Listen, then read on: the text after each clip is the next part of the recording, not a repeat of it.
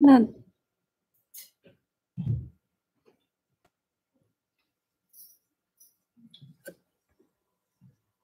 它的荧幕是在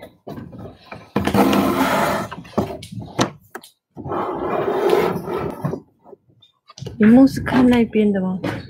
这荧幕怎么反向？这样。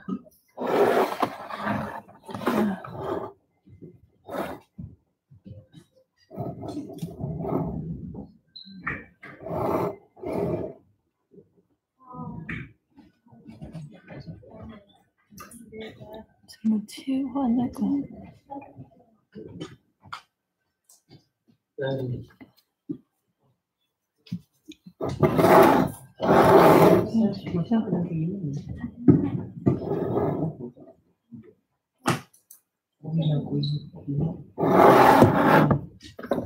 现在怎么切换？等一下再讲。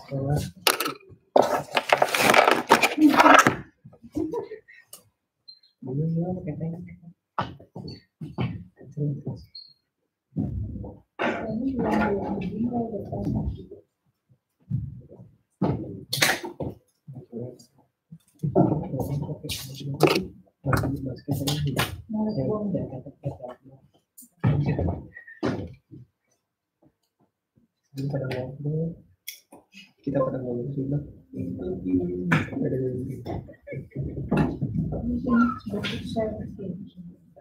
Oh iya, selfie di Mas Ben.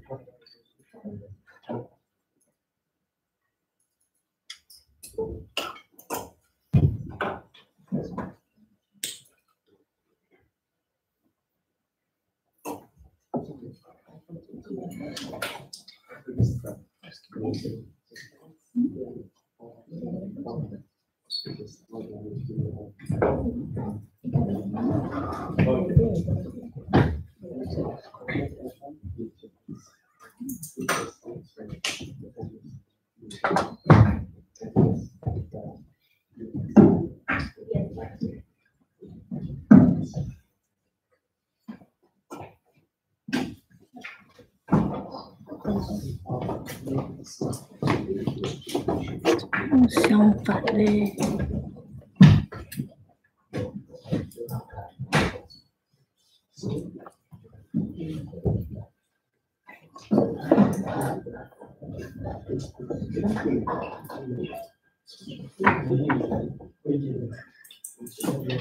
怎么用？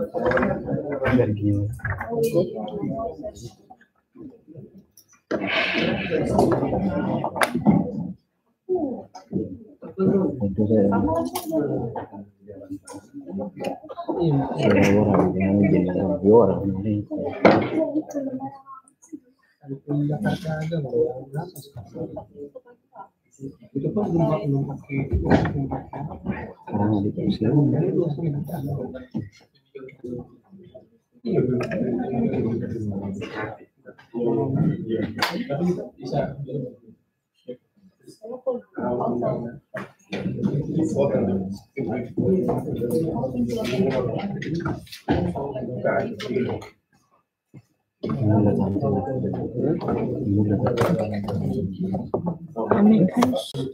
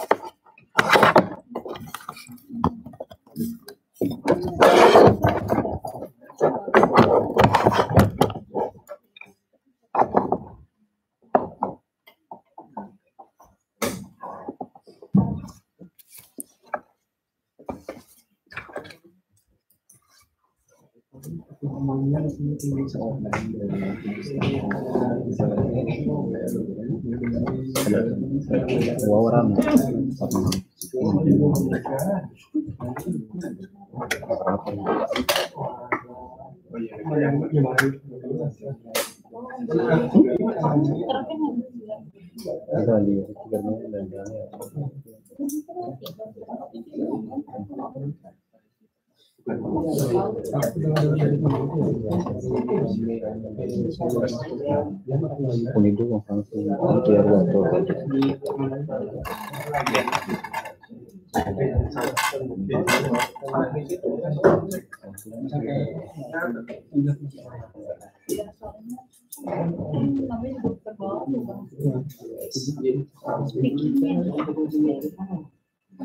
Kadang saya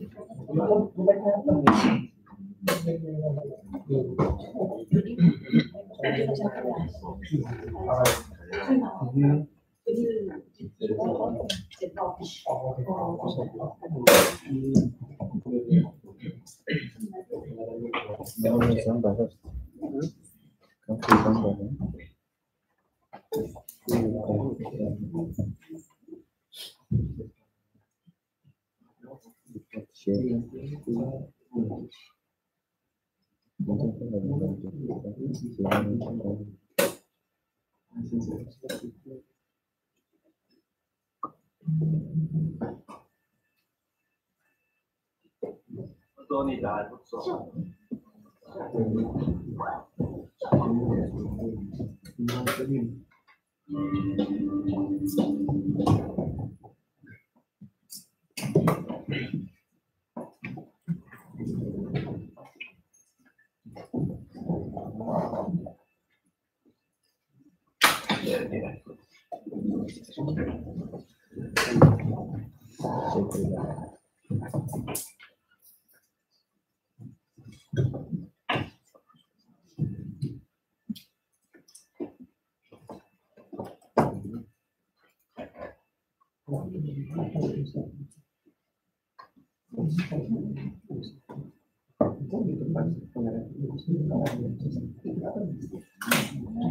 operation.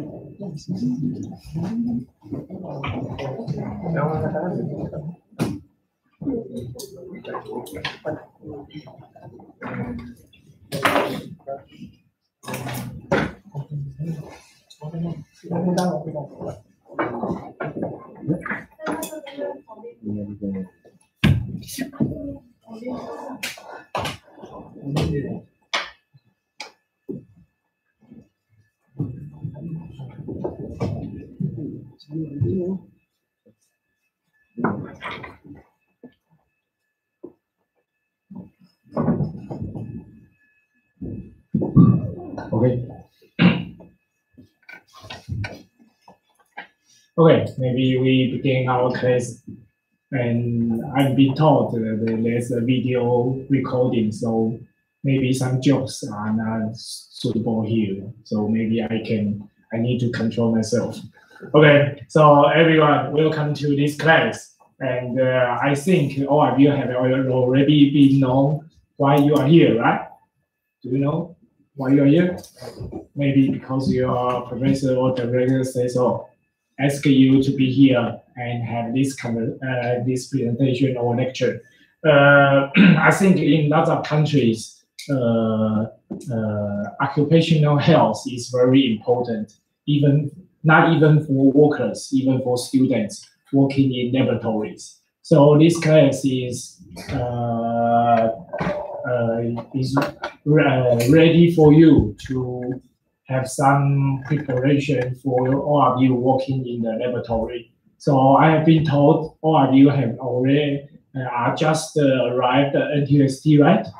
Maybe all of you have been in Taiwan less than 1 year.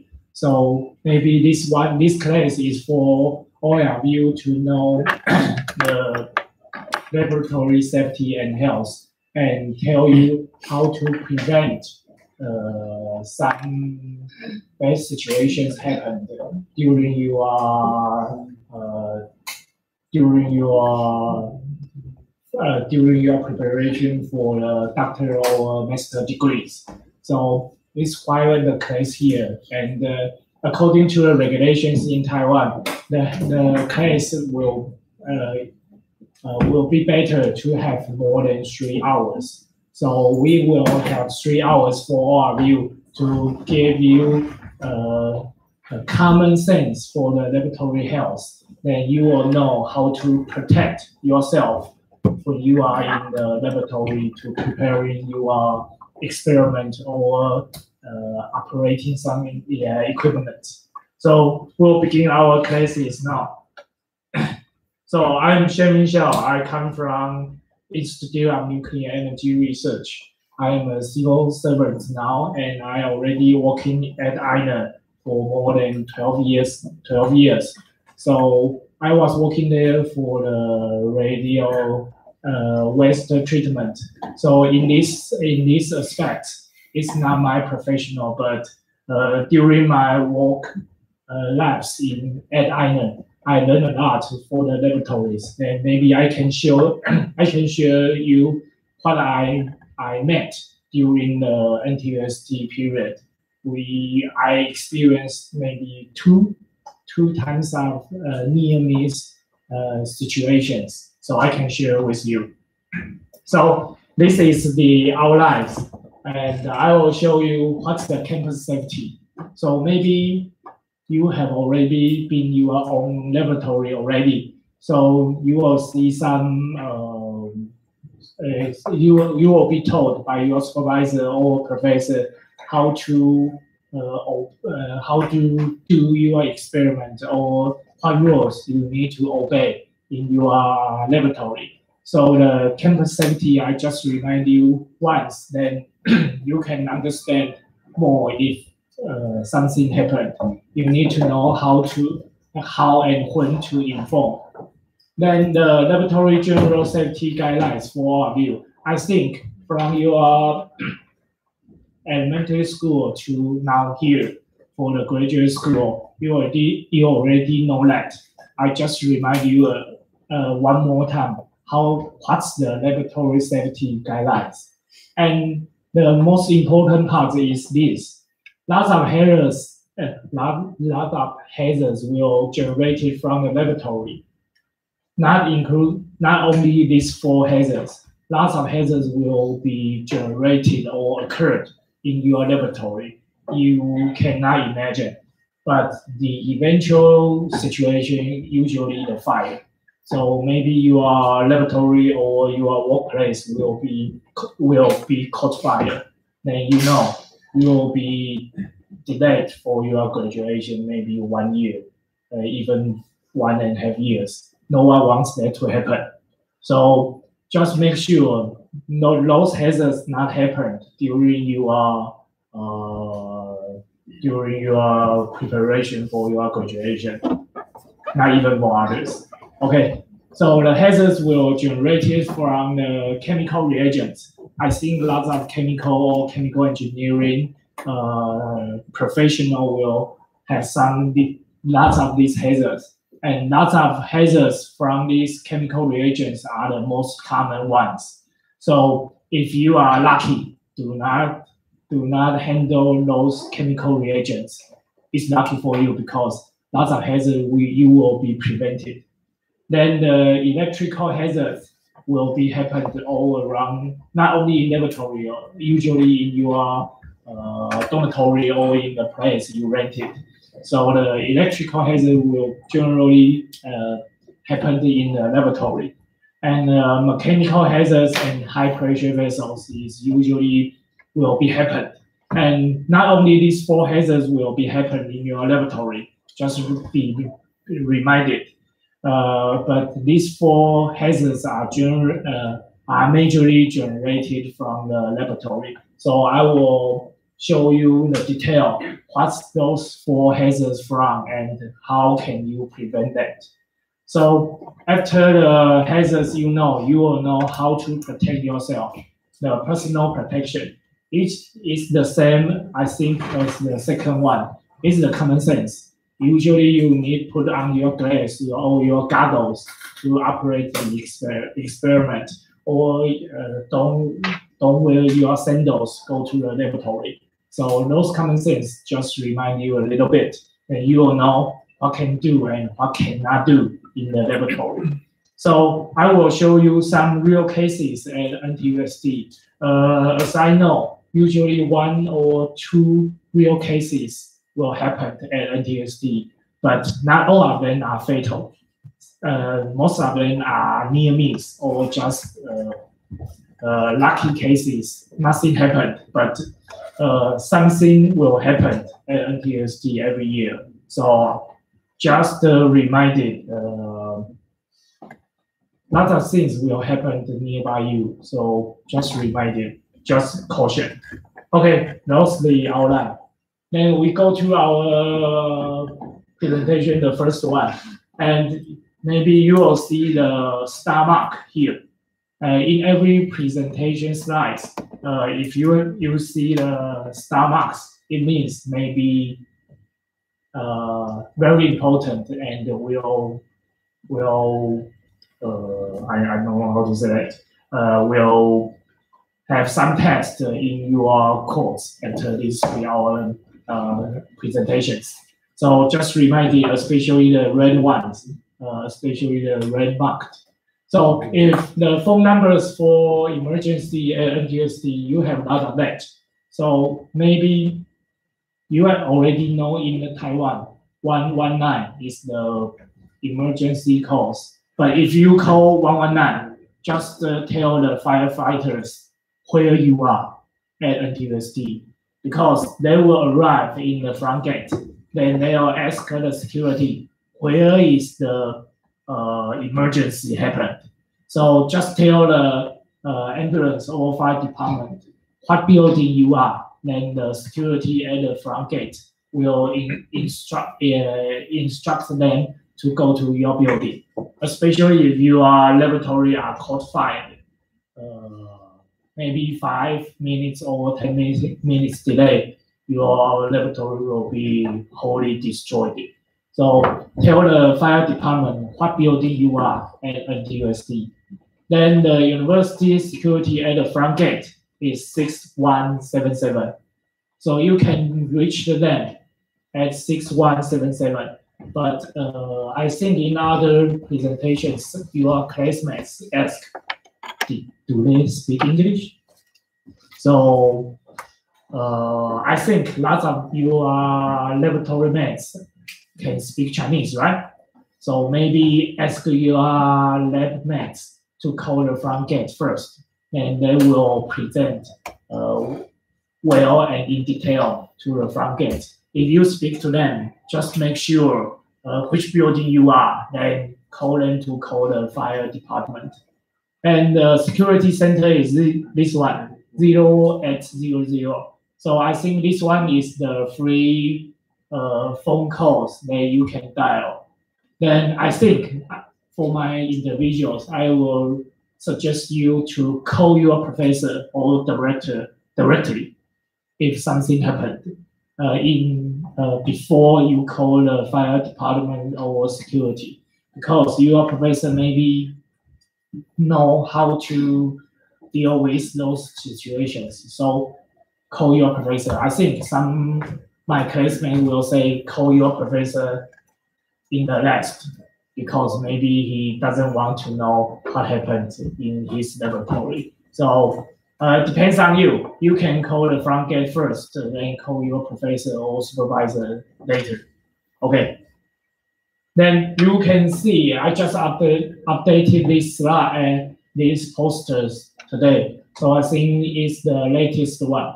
This poster will put in every laboratory in the front gate. So maybe you already see that. So that's there's some English reminders here. So if you cannot remember the phone numbers, you can go to the door and see the numbers here, 0800, and you can call the 119 for the firefighters or ambulance. Okay, So it's for your reference. Then suggest you to print out, then post the list in your laboratory to prevent what happened. You can use the numbers here right now. Okay. Then campus safety, you can see there's four points you can reach out for personnel to help you. One is here in the IB, I think in the front gate of the pocket. Then the front door, the front gate here. Then I think is the front gate of the pocket. Then another one is is in a restaurant. I think is on the second floor. So there's always 24/7 personnel will be there. Then if something happens, you can call them. The phone will go to this place. So these 4 locations are for you to reach out for some people to help. Okay. Then we go to the laboratory safety.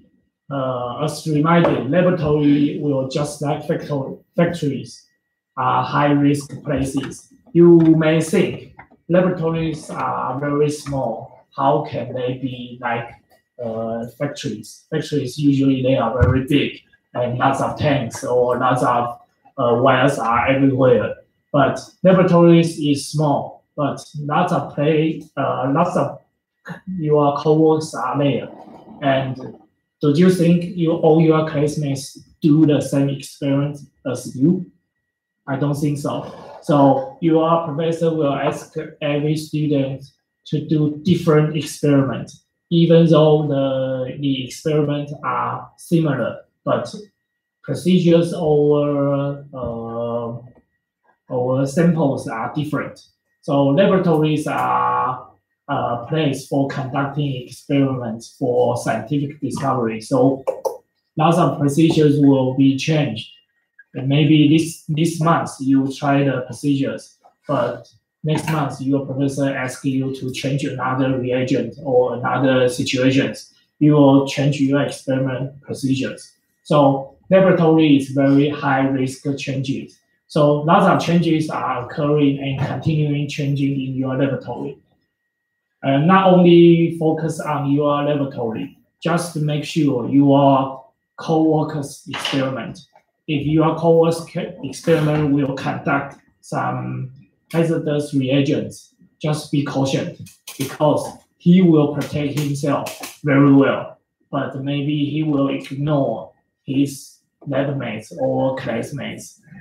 Maybe he will ask the mask, but when he's doing the experiment, or you are papering or play your computers, you did not know what he's doing. So pay attention to your classmates. What they are doing is very important. Okay, it's better. Also better for you to sleep, I think. Okay, no, I'm joking. Okay, so the occupational health and safety characteristics of a research laboratory are like this. I think all of you have already known why you are here was pursuing your degrees. So you will try your best to conduct all experiments that you can and as short as possible as you can to get your degrees. So just make sure when you are doing those procedures, make sure your environment is safe and follow your co-workers or professors' instructions. Okay. And why we are safety being overlooked? Because we are almost here. Lots of cases happened at NTUSD are near miss or only property damages. Minor major injuries and serious hurts are very rare. But when those happen, it's very serious. Maybe hurt your sightseeing and not sightseeing. Hurt your sight, hurt your eyes, or maybe your bone will be broken. So lots of cases are here. Just make sure if those happen, you need to resolve the situation, not let the situation happen again. So pay attention to those cases. Okay.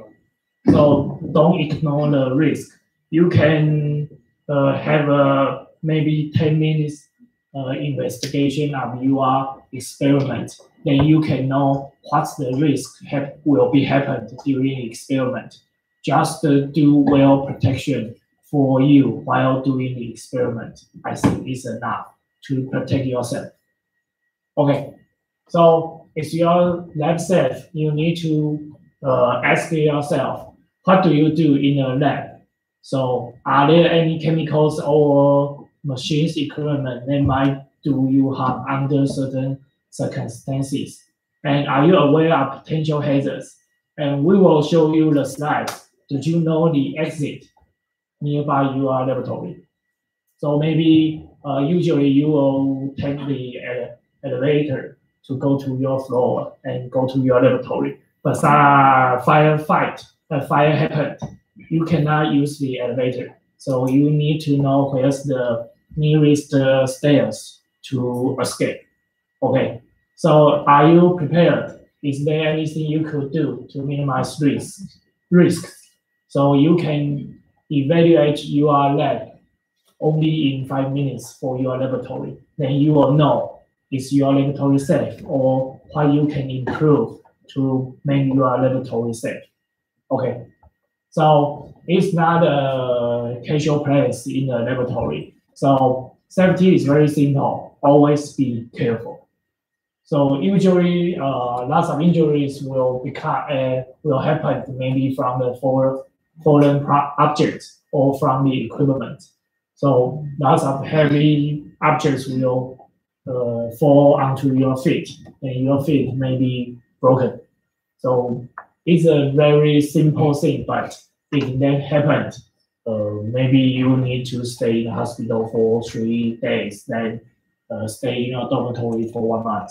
So we don't want that to happen.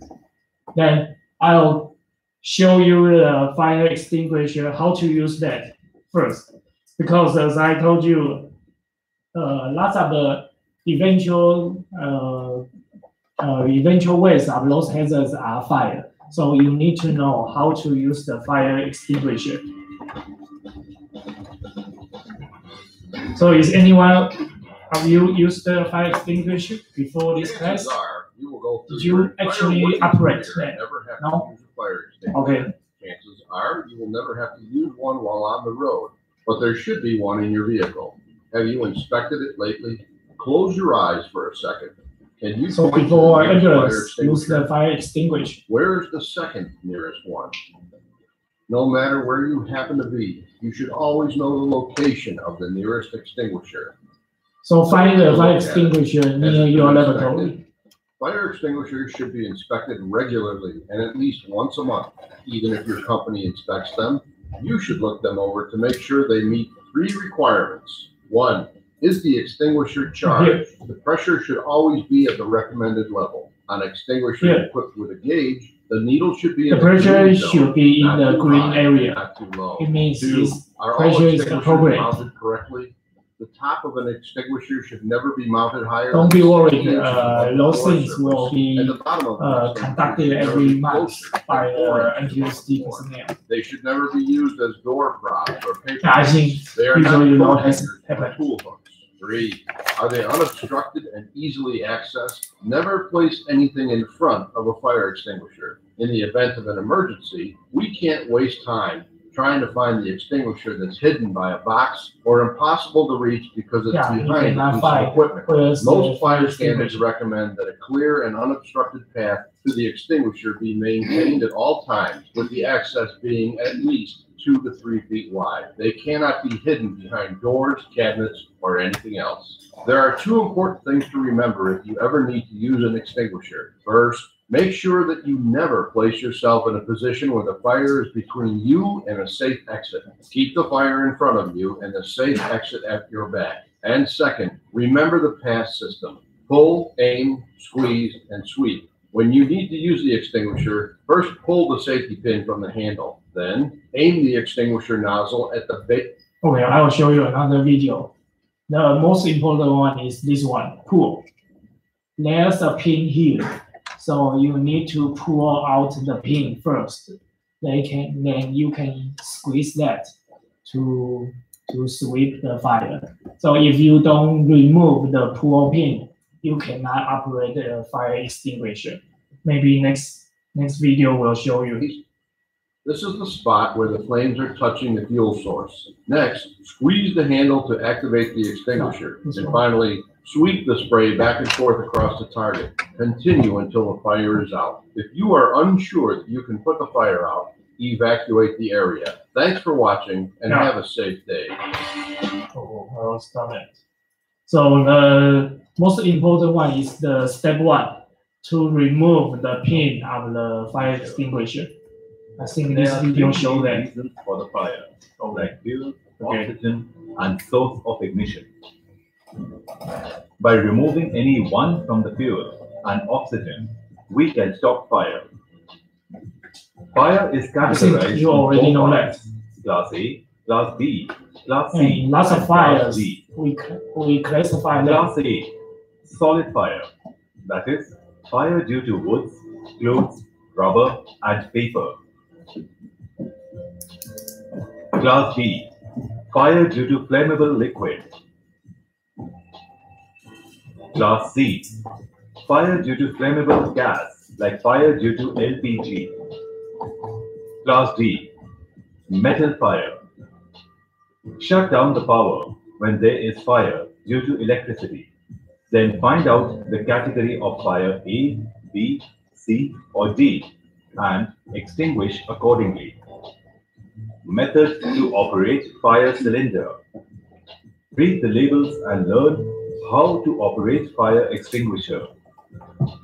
Pull This one is pin very of the important. cylinder. Remove the pin Face first. the head of the hose of the cylinder towards the base of the flame.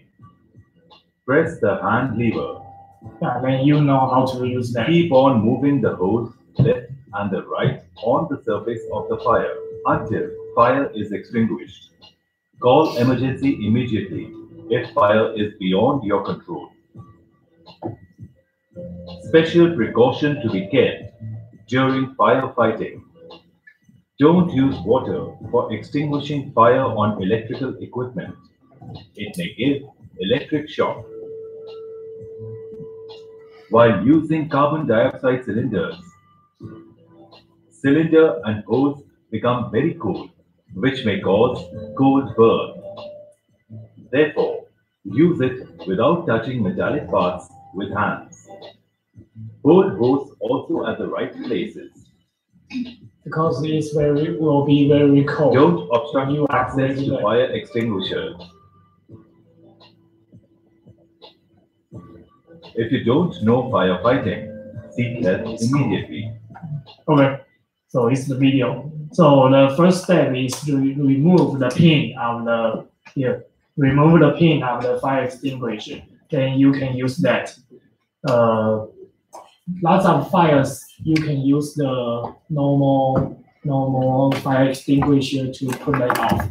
But for special fire, you need to wait until the ambulance comes. So as my experience, I met a fire with my coworkers in 2017 in Christmas Eve. So my coworkers operate the equipment not appropriate. So eventually that equipment caught fire. So in the first place, I and my coworkers to grab one extinguisher to put off the fire.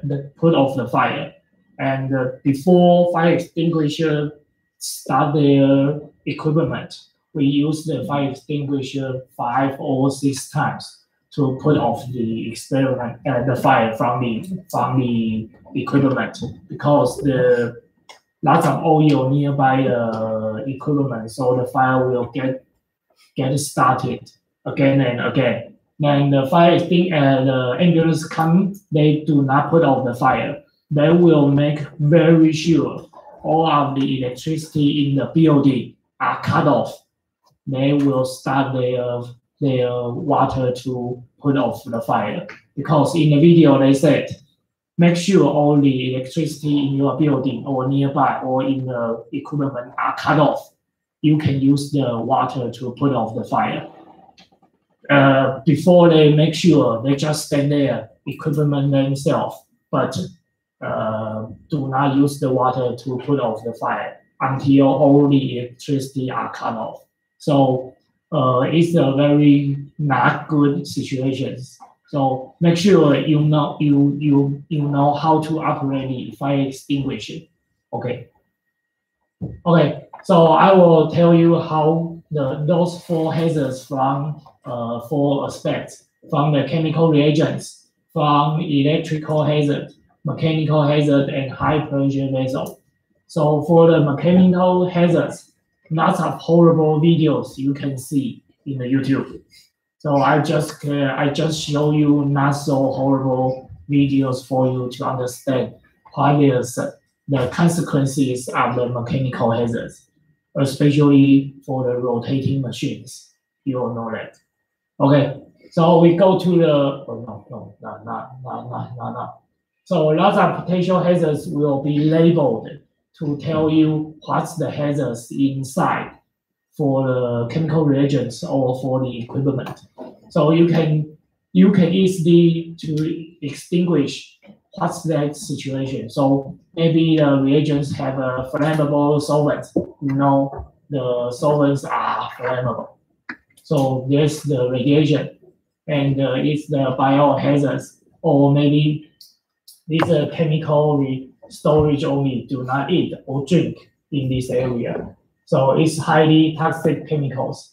Those signs are very simple for you to extinguish what's the hazards from, what will be hazards generated from the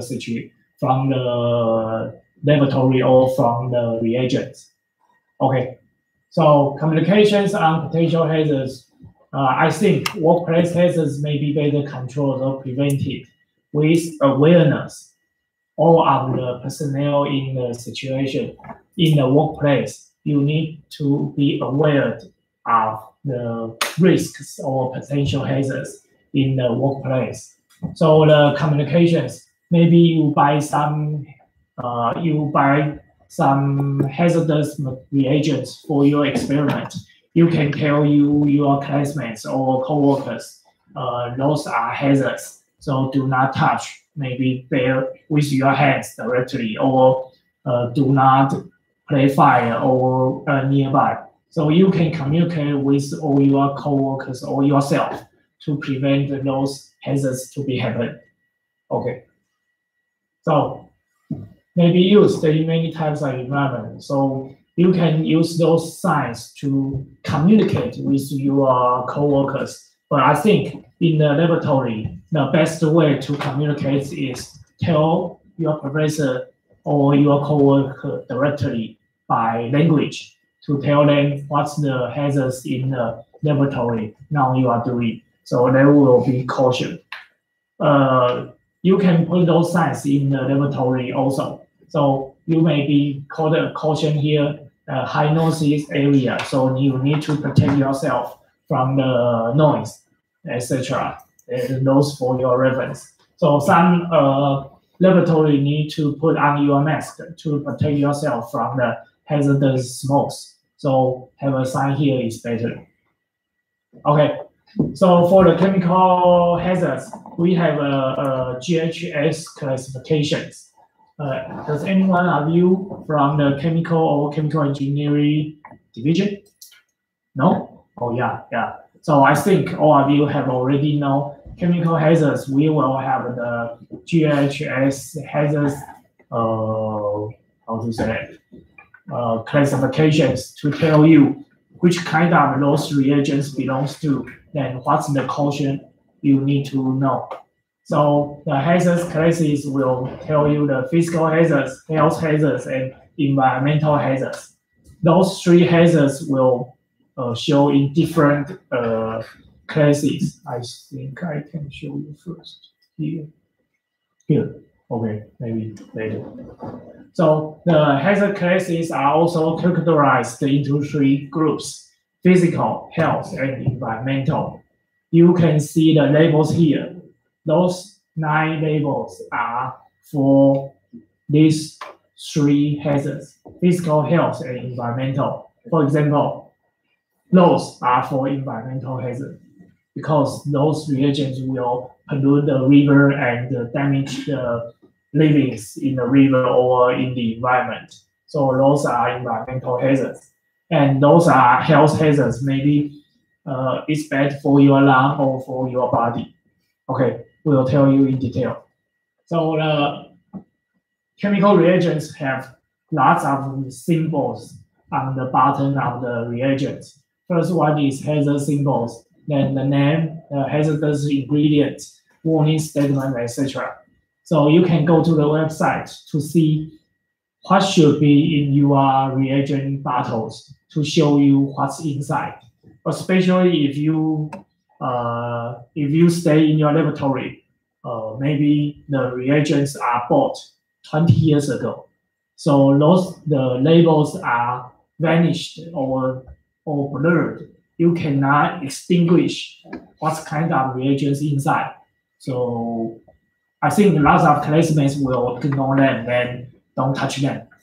But maybe you can communicate with your supervisor how to deal with those old reagents, because some reagents will have some reactions after aging.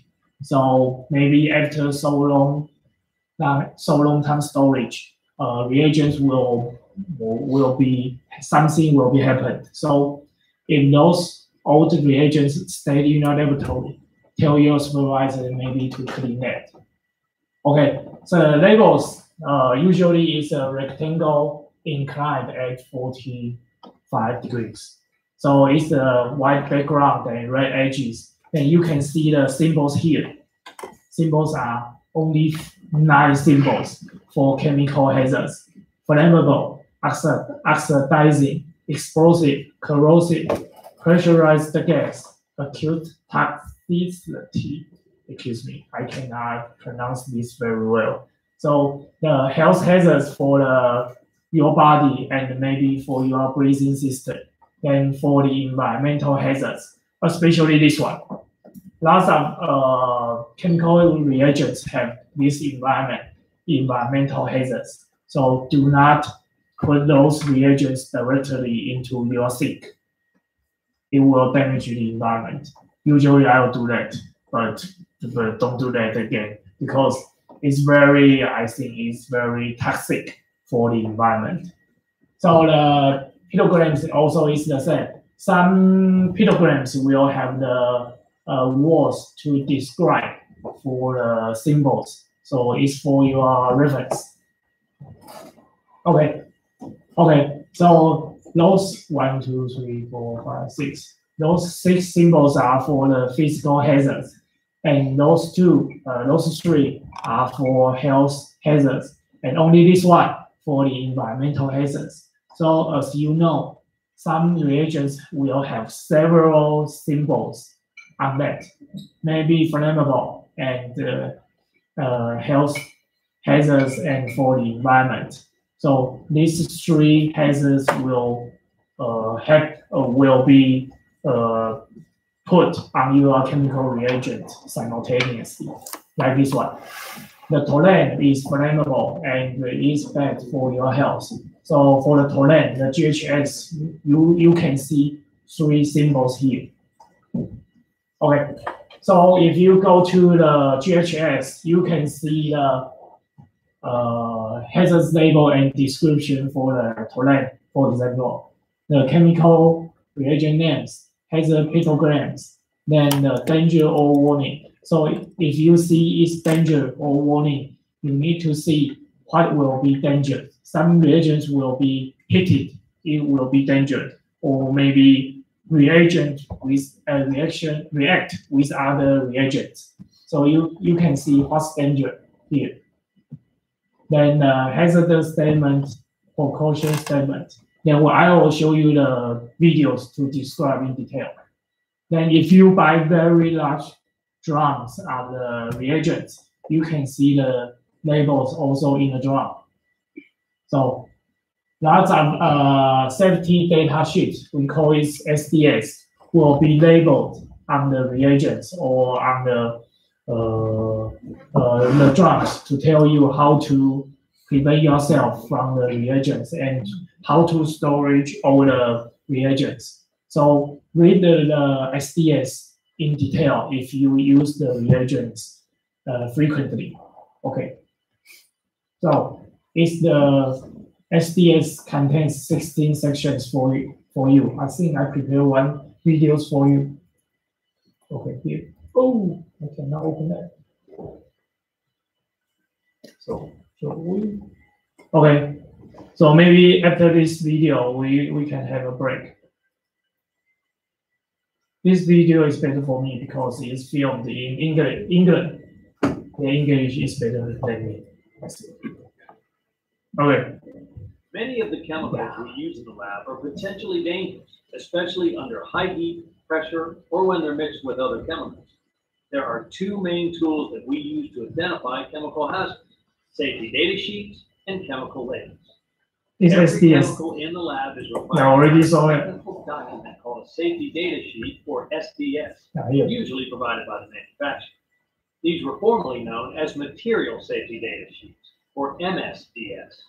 The safety data sheet is a one-stop shop to find out about a chemical's properties, hazards, and safety precautions. Know the location of the safety data sheet? Okay, excuse me. I think 3 or 4 years ago we call it MSDS, material, but now we use SDS. Not only material will cause damage to human bodies, so they ignore the material to put them in SDS now. Okay. Review them before working with a chemical for the first So time. usually you need to print out all the reagents, Acronym, the globally SDS. harmonized system of classification and labeling of chemicals. This new system provides an international standard format for safety data sheets. All SDS must now be organized into 16 sections. Section 1, identification. Here you'll find the chemical's name, description, and the manufacturer's contact information. 2, hazard identification. This section lists signal words, warnings, and safety symbols. 3, composition, a list of ingredients. 4, first aid measures. What's the required treatment for a person who's been exposed? 5, firefighting measures. 6, accidental release measures. These are instructions for containment and cleanup of spills or leaks. 7, handling and storage requirements. 8, exposure controls and personal protection. This describes OSHA's exposure limits and recommendations for PPE. 9, physical and chemical I'll tell you what's PPE. such as appearance, odor, pH, flash point, solubility, and evaporation rate. 10, stability and reactivity. How to avoid hazardous reactions. 11, toxicological information. Find out about the likely routes of exposure symptoms as well as short and long-term effects. Sections 12 through 16 aren't mandatory, but you should at least be familiar with them. This one is Ecological, very difficult to disposal, pronounce. transport, and regulatory considerations. Section 16 is for any other pertinent information. This is where you'll find the date that the SDS was prepared along with the last known revision. Safety data sheets provide a lot of information about how to use chemicals safely in the lab. But there's also another way to learn about the chemical, and that's by reading its label. The new GHS format requires each chemical in the lab to be labeled with the product name, a signal word, such as danger or caution, physical, health, and So you will environmental put hazards, directly on the reagents. cautionary statements, pictograms, first aid instructions, and the supplier's contact information. Pictograms consist of a symbol on a white background, framed in a red border. It's easy Each to pictogram represents a distinguish. specific hazard. Health, flammability, toxicity, compressed gases, skin and eye protection, unstable explosives, oxidizers. An oxidizer is a chemical that initiates combustion through the release of oxygen. Environmental hazards and acute toxicity. Now you know how to identify potential chemical hazards by looking at both safety data sheets and chemical labels. So usually you can go to the online. I will show you how to get an STS online. But the best way to get a STS is from your manufacturer or the seller you bought. You can ask them to provide you the correct STS for the reagents you buy in your laboratory. Okay, so maybe we have 10 minutes break, and then we will continue. Thank you.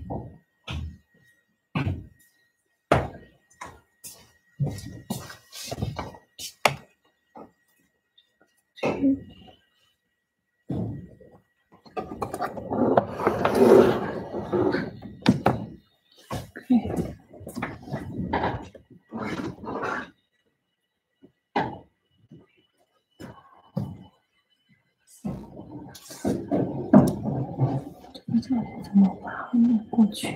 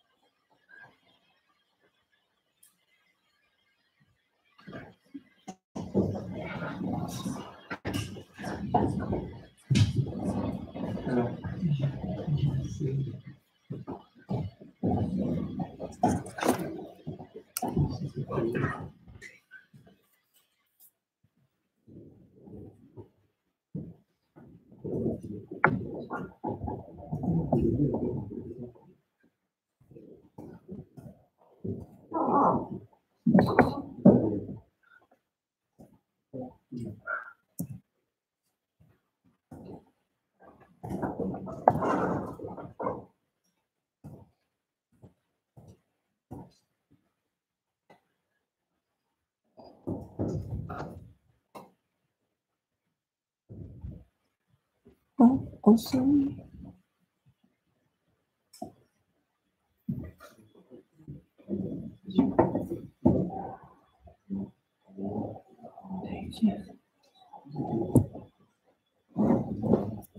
NTUST 啊。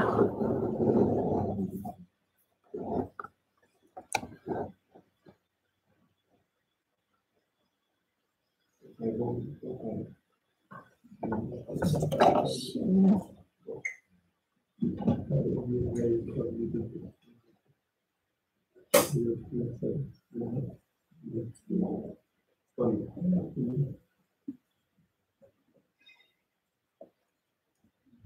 不等等。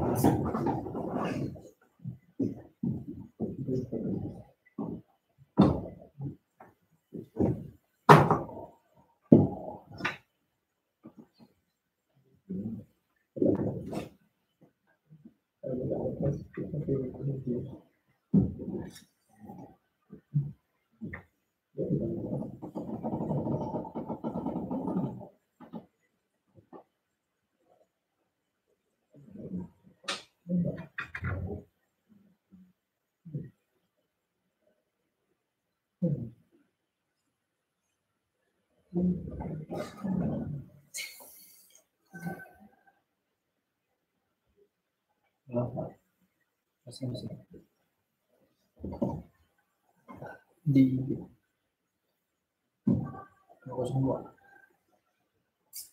202 IBIB.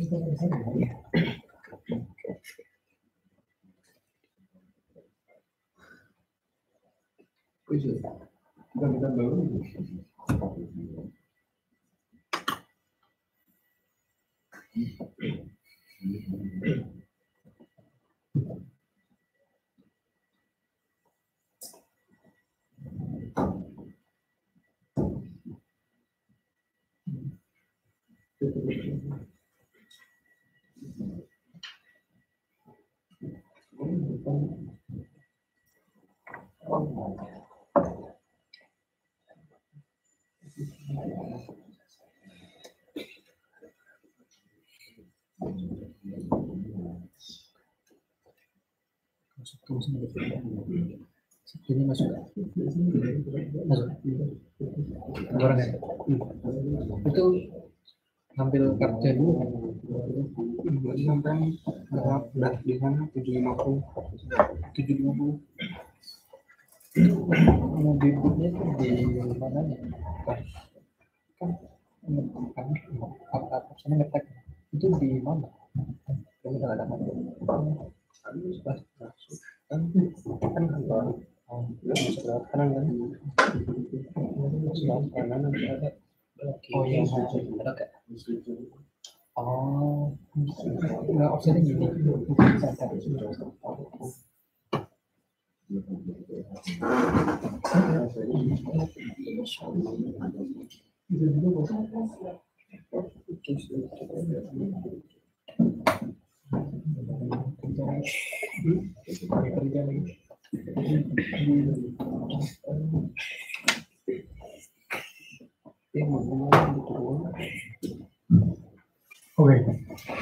Okay, so we start our second part of our presentation. Okay, so after the video, you know the SDS for the safety data sheet. Now it's 4 years ago, there's a material safety data sheet. But now they corrected as the safety data sheet, no N. So you technically you should print out all the SDS for your chemical reagents, all of the reagents storage in your laboratory. So if bad situation happens, you can get the SDS immediately. But usually, as I said in the beginning, a lot of reagents only test for once or 2 times and will store there for a long time. So the SDS, I think, for the usually used reagents are necessary to print out all the SDS in your laboratory. And the SDS will update it maybe 1 or 2 years. The GHS will update the SDS, then you need to update that. But I think during your stay at NTSD, you just need to know your major reagents, the SDS on your major reagents is enough. Okay, so if you go to the GHS system, you can reach that through the website here. And the GHS are constructed by Taiwan. So if you use the English version, you cannot go inside. So you need to use the Chinese version to have this one, because they need you to register first. Then you can register inside and you can use the website. So maybe ask your Chinese co-workers to help you to register one here. Register first, and then you can sign in. Then you can have the hazardous material data here. Then you can sign in the Chinese name or English name for the reagents. For example, if you type in ethanol, then you can have the all the ethanol data for the SDS. So you can choose which one is your ethanol. So the database is not so smart.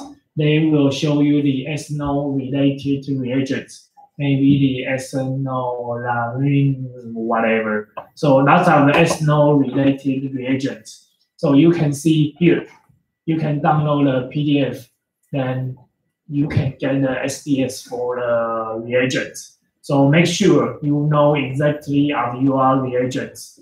Then what's the hazardous will generated from the reagent is very important. So even for the ethanol, it's usually commonly used in chemical laboratories. Ethanol is hazardous for human. So now in Taiwan, the ethanol are well restricted now compared with maybe 10 years ago. You can buy everywhere, but now you cannot buy ethanol anywhere. Okay. So less is better is a concept for the reagents. Why? You can see the cost here. If you buy 1 liter, the purchase price is very expensive, you think. Like you buy in a Costco, they will tell you if you buy 4-gallon milks, it's cheaper because compared with 1 liter milk, the 4-gallon chip is much cheaper. They will tell you that. But for the reagents, the price is very expensive for 1 liter compared with 4 liter. But if you only use 2 liter, then you need to expose another additional 2 liters. Then you can see the expense for every liter. You can see here. So the purchase plus disposal cost now for the 4 liter is very expensive, much more expensive than the 1 liter because you use them all. This situation now happened at INET in my workplace. 20 years ago, lots of my co-workers, former co-workers buy lots of reagents stored in everywhere. So now the regulations in Taiwan are restricted. So we need to clean all the reagents. The disposal rate is very high, higher than you buy a new one. So if I want to dispose 1 liter ethanol, maybe it costs you $280, but you can use the same price to buy a new one. So for the disposal cost, it's very expensive now in Taiwan. I think in everywhere the regulations are very restrict. So the disposal cost is very expensive. So just only buy enough amounts for your experiment. Don't buy too much. Okay. Okay. Then I jump to the real cases one. It happened in 2016, 11 p.m. 2 students doing an experiment at E2 buildings. Then for a battery experiment. So the battery liquid is spread in one's eyes, then another person's hands. So you can see those 2 students are hurt. Okay, then case 2 is happened in 2017. Graduate student poured the acidic waste into the bucket on February 24. So another one show another reagents in the no. So they put in the same bucket. So those reagents reacted in the garbage bucket, and then the smoke fired in the next day. So you cannot imagine those two reagents still reacted in the bucket. So just be cautious. Okay, so only 2 real cases for the chemical reagents. I can show you another hazards, real case at NTSD. Then we go to the second part of the electrical hazards. Maybe some of you have already, I have had the electrical hazards presentation maybe 1 month ago. So if you want to go to the more detail of the electrical hazards, you can go to the presentation. And here I just remind you briefly on the electrical hazards. Lots of major lab fires are caused by these hazards, by the electrical hazards. Even usually from the equipment, or will cause personnel injuries in universities. And some cases will get personnel electrical shock. So you will be shocked by the electricity. Some of them are recoverable, but some of them not. But at campus, they are recoverable. So common causes are the uncertified installation, like this one. The breakers are only installed on the wood, not in a steel box and covered by plastic or steel. Then the electrical cause with conditions, like this one. Usually the parts are not installed very well, and overuse of extension cause. I think even in your dormitory, not in your laboratory, those situations happens always. So overuse of extension cause is commonly happened in the laboratory. But in the dormitory, I think it is okay because your usage of the juice is not so extensive compared with the laboratory use. So in the laboratory, equipment usually will consume more electricity. So if those equipment are operated simultaneously, the extension cords are overused, then the fire will caught, then maybe your laboratory will be damaged. Okay, so here, it's not inappropriate installation of the breakers. It needs to covered or no. So it needs to covered by another steel or plastic plate to cover this breaker. Then another box to cover them. So in the past, we think this one is enough, but no. If you install like this one, if the breakers is broken or electricity are leakaging, if you touch this box, you will be get shocked. So now they will install another box inside to cover the breaker, then the box outside. So you can go to your laboratory to check if your breakers only installed on this way. It's not correct. And another one is this: the plugs and the wires are broken. So the shortage, electricity shortage will occur here, then you will damage yourself or maybe cause fire. So all switches have to be protected by a cover plate. This one, as I know in Taiwan, in recent years, they are focusing on this one. In the past, they usually install like this one, but now we are asked to install like this one. Okay, so you need to have the insulations to protect yourself from the electricity. Okay, then we already mentioned that, especially in the chemical or chemical engineering department, usually they will have lots of washes for the unit rolls. So lots of equipment or extensions are nearby the sink to prevent this, unless put the extension cords on the ground is safer. Okay, so it's the best way to install the wires on the ground. But I think in a laboratory, you don't have so much space. So just clear the wire on the ground in another way, or use the tape to fix that. Okay, so the extension electrical cords buy the circuit breakers with overload protection here. I think some of you have the experience. If you overuse the extension cords, the circuit breaker will jump out. So you need to pull these circuit breakers in, then restart the extension cords, then you can use that again.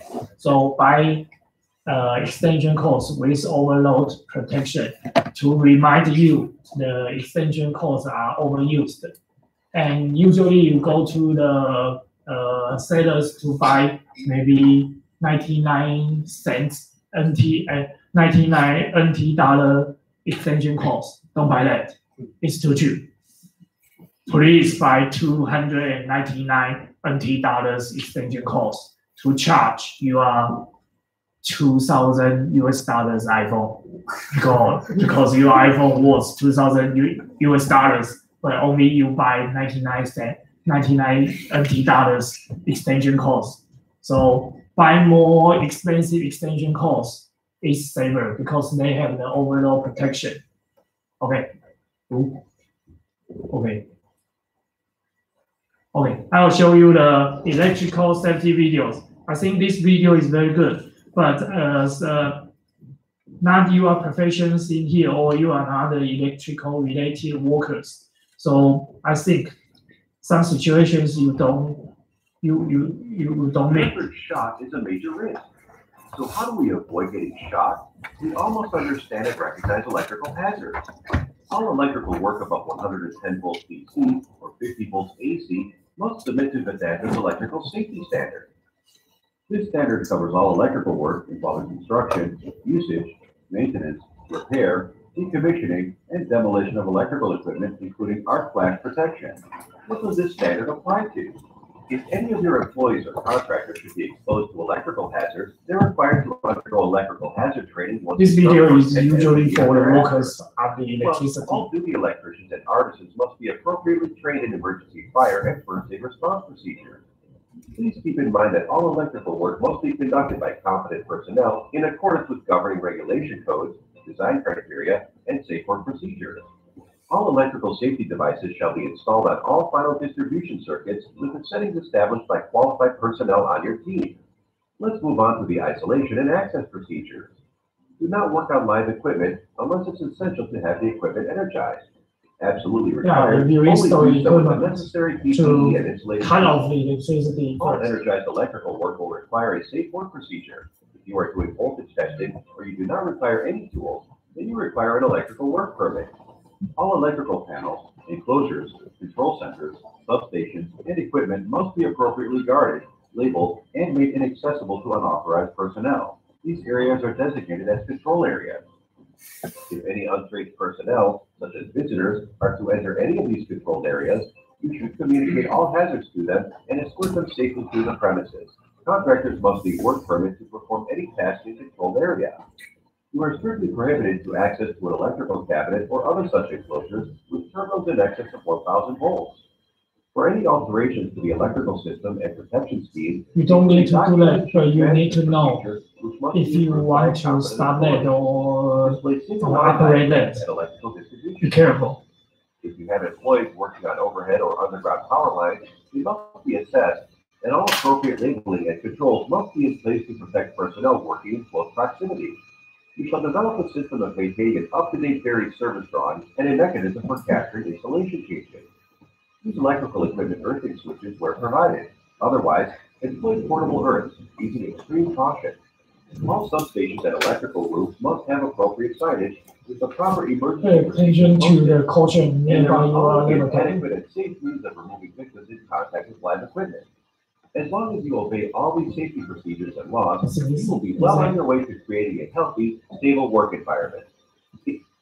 Electrical equipment and electrical safety devices on a regular basis. And remember, you must adhere to 100% of the standard 100% of the time. Okay, so this video is for professional electricity operators. So you just need to know the cautions nearby your laboratory or your nearby equipment will be installed. the first time you need to be cautious on the voltage.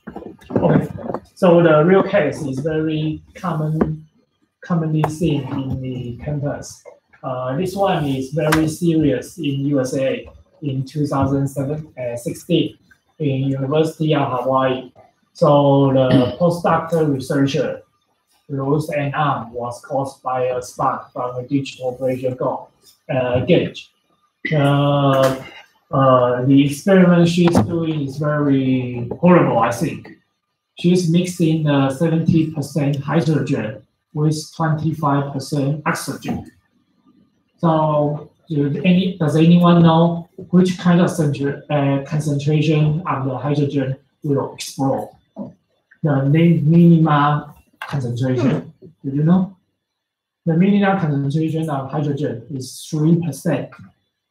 At more than 3% of the hydrogen will explode it very easily.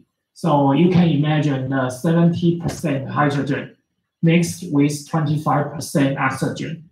So this operation is very, I think, dangerous.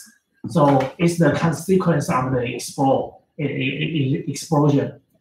So I only use these photos. You can see lots of blood nearby. So she's walking here, I think here. So all of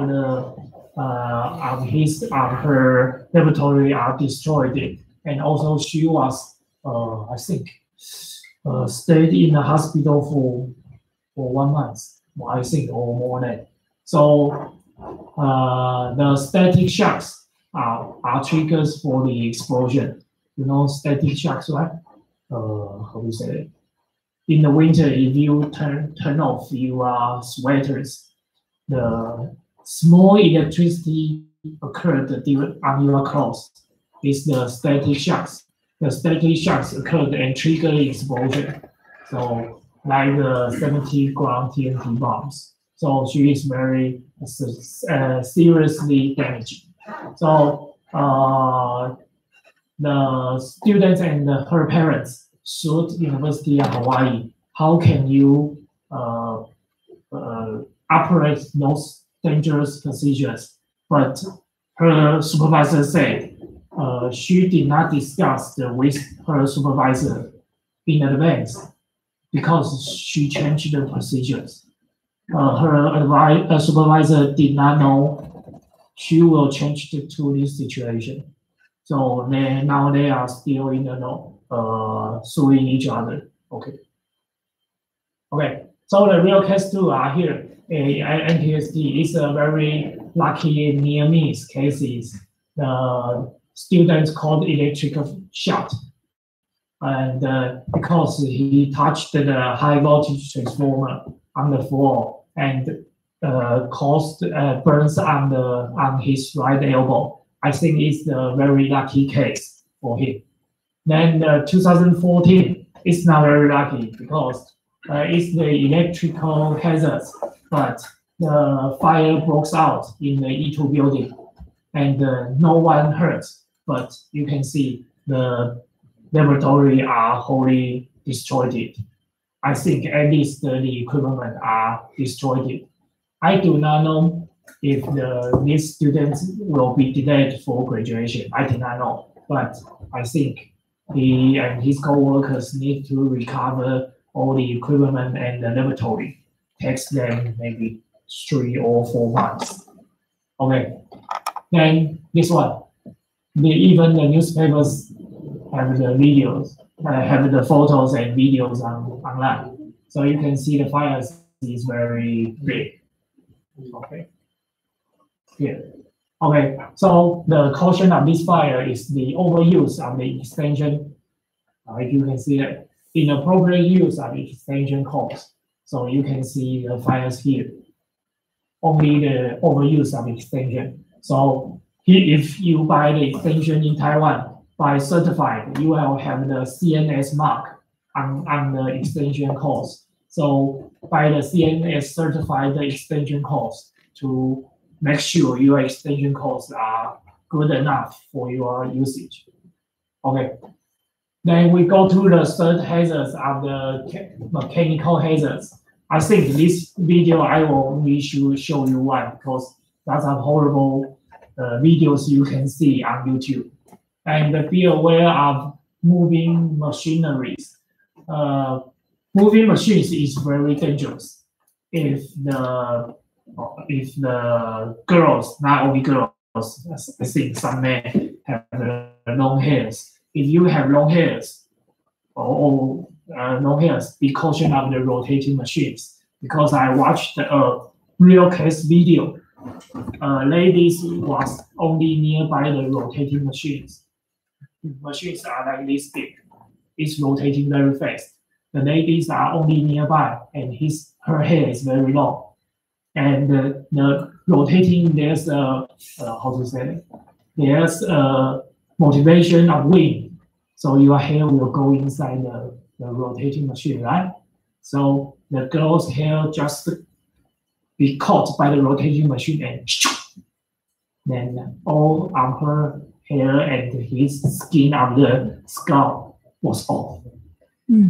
It's horrible. The operator of the machine was scared, just run away in the video. I was looking for the video very long time, but I cannot see that because I watched the video because they go to the accidents to deal with that. So they have the video. So it only takes 1 minute, 1 second or 2 seconds. The girl is dead. So just very cautious of the mechanical hazards of the rotating machines. It's very horrible. Okay, so like this one, and those one. I think all of them have the emergency stop. But in that situation I described, you didn't even have enough time to push the emergency stop. Just 1 second. So for the rotating machines now, they will covered by very hard or steel covers to protect your finger or your hair or your some parts of your body to touch the rotating machines. Okay, and these girls with long hairs, it happened in 2011. She died in Yale University because of I figure out the pronunciation, but it's very difficult. Asphyxia, you know, is you cannot breathe. It means you cannot breathe because of neck compression. Her hair is caught by the machine, then she cannot breathe, then she dead. So she is doing the rotating machines experiment, and she walked alone. So in other slides, we will tell you if you are doing the experiment, do not walk alone. At least tell your coworkers what you are doing. If you want to do your experiment at 10 p.m., tell your coworkers you will do the experiment at 10 p.m. Then they will know you are doing the experiment in the laboratory. Do not walk alone in your laboratory, especially in the evening. It's very dangerous for you. If something happens, there's not enough time and enough personnel to help you. Okay. So it's the real case happened in 2019 at NTUSD. The experienced technicians are treating the samples from experiment. So do you know do you need to put on your gloves or not when you are operating the machines? Yes or no? No, yes. Do not put on the gloves when you are doing the rotating machines, because if you got caught, the gloves will I don't know how to say that, to accompanied with your finger inside the rotating machines. So it's very dangerous. You cannot put on the gloves, but the experienced technician put on his gloves to operate that. So it's very lucky because only his fingers are cut. So to be aware of the rotating machines. Okay, then why he will get hurt? Because he do not clean his debris with the high pressure air sprayer. He used his fingers to clean the machine with gloves. So it's very dangerous. You need to stop the rotating machines, then clean it. Okay, so it's the videos I will show you. It's not horrible. It will only show you what's the consequences of the rotating machines. It's very old.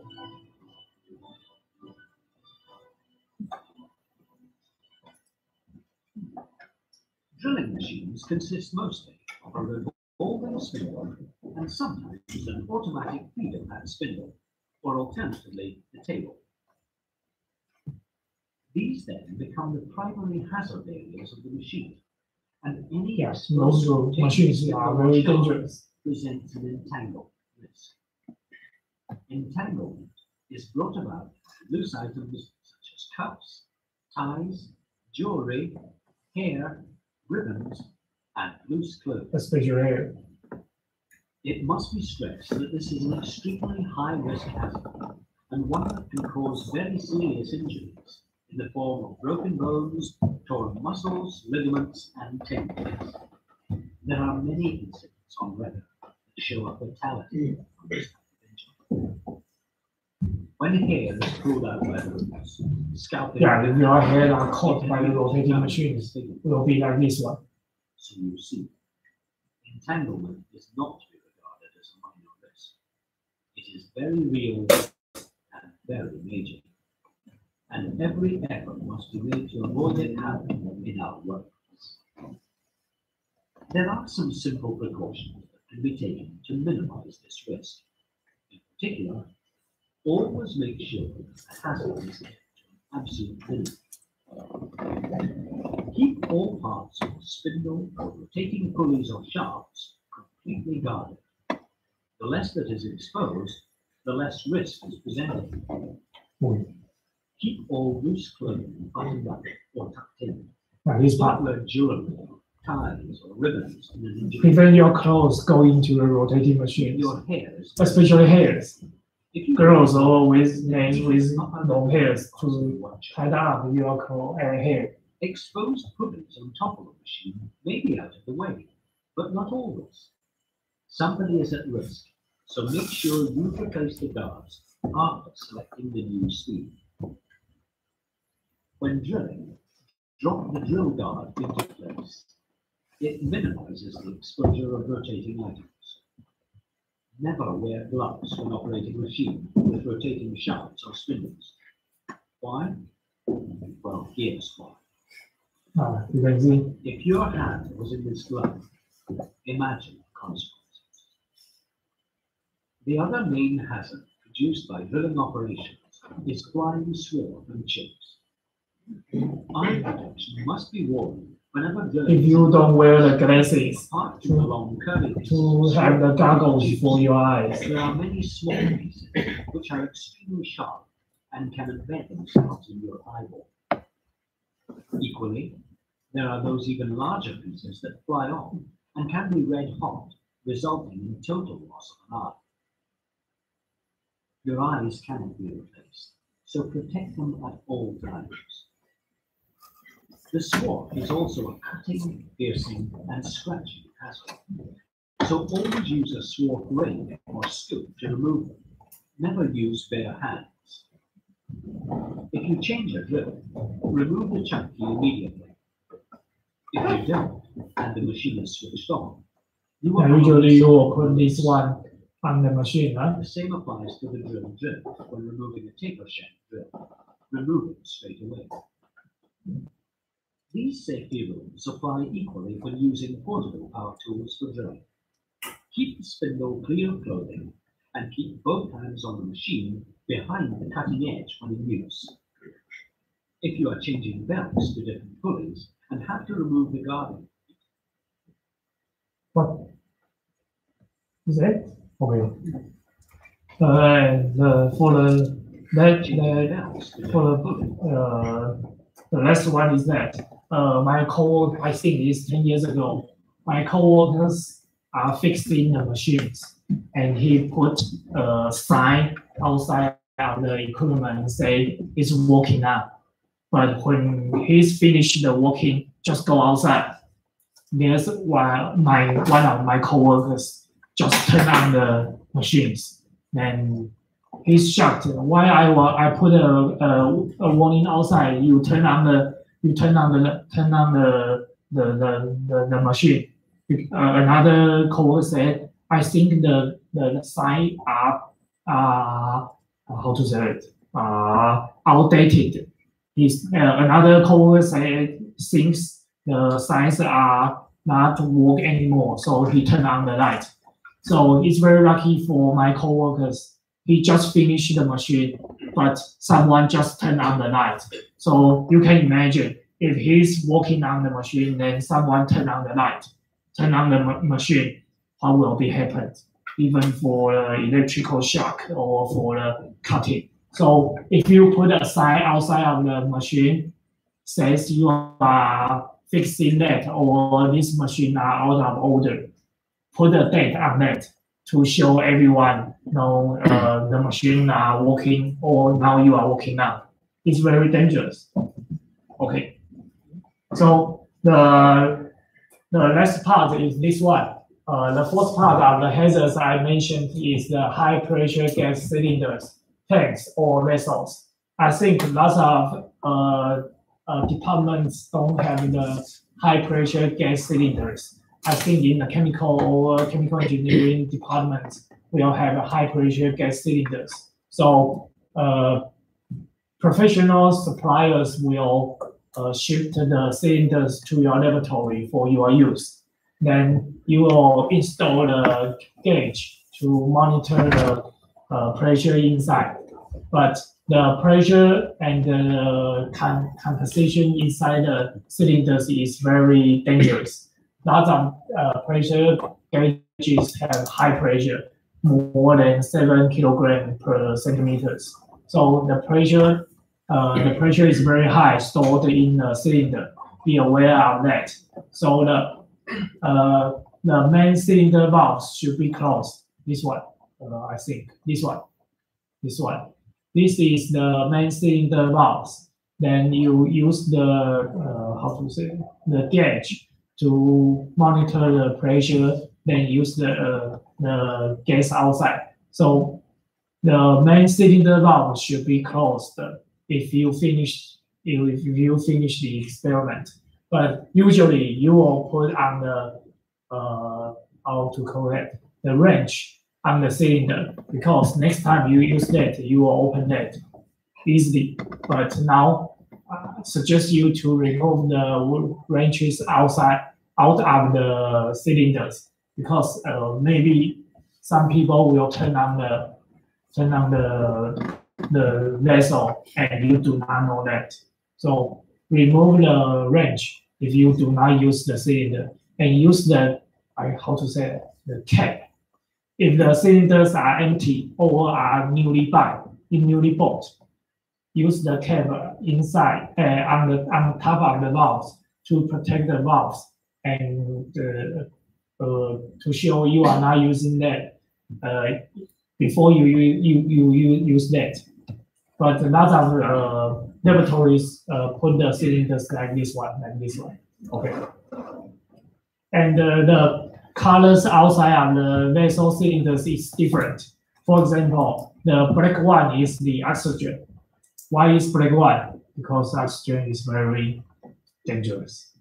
Usually you will see the oxygen cylinders in the hospital, not in laboratories, because oxygen is really dangerous. And commonly used are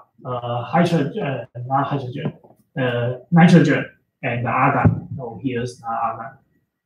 It's the nitrogen and argon. These are commonly used in the laboratory because it is safer compared with hydrogen and oxygen. So hydrogen is colored with red. You can see that it's very dangerous. And also for the carbon dioxide with the green one. I never seen a green carbon dioxide vessels. Yeah, it's rarely seen in the laboratory. So those vessels will be explosive and corrosive, and usually they are toxic gases. You may ask why they are toxic, because the nitrogen gas will be 99.99% purity. So in that high concentration, it's very toxic for your human body. So it's usually they are toxic gases, and especially oxygen should not stored with flammable solvents and chemicals. I think in your laboratory to check if you have any oxygen vessels is very dangerous. Okay, and vessels should be stored like this one, with a special cover to put them, then store them inside. Then some the hydrogen the concentration is exceed 2%, and not 2%, 3%. The hydrogen concentration more than 3% will be exploded. So some laboratories, if they are commonly use the hydrogen, they will have the detector nearby the vessel or in the laboratory to monitor the concentration all the time. Need to below 3%. Okay. Okay. So here's the mistake demonstration of the vessel storage, like this one. There's no any how to say it? No any no. There's no any belt to cover all the vessels. They are just put side by side, so it's not very safe. And remove the wrench if you do not use the vessel. Then this one is more dangerous than that one because they are put side by side, but this one is individually, so it will be fall down, maybe damage your equipment or yourself. So they need to be covered by the standards, by the standard to make sure it will not fall off. Okay. Okay. So you need to use the certified tubes to pump the pressured gas outside the vessel. Do not use the plastic one. Usually the plastic one is not good compared with the material steel one. So do not use the plastic one to pump the high pressure vessel, high pressure gases. And if you want to transport the cylinders, use the equipment. I think you all see the suppliers when you board the new vessels, they will transport the vessel like this one, right? The workers will use his hand to rotate the vessels all the time with 2 vessel tanks. Don't do that because they are professional. They work every day, but you are not like them. So use the machines to transport your vessels. Okay, so I think we have a 10 minutes break, and then we go to our next part. Thank you.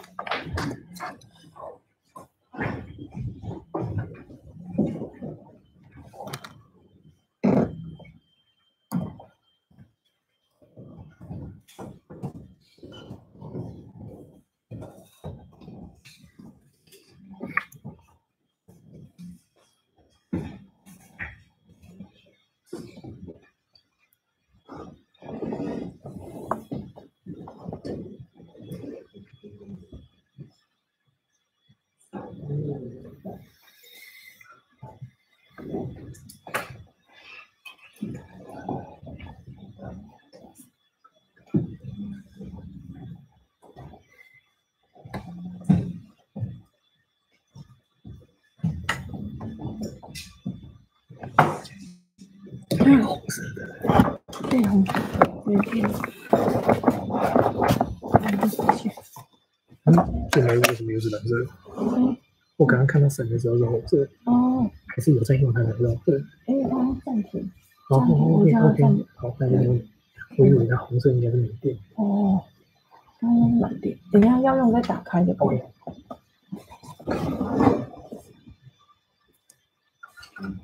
测试一下。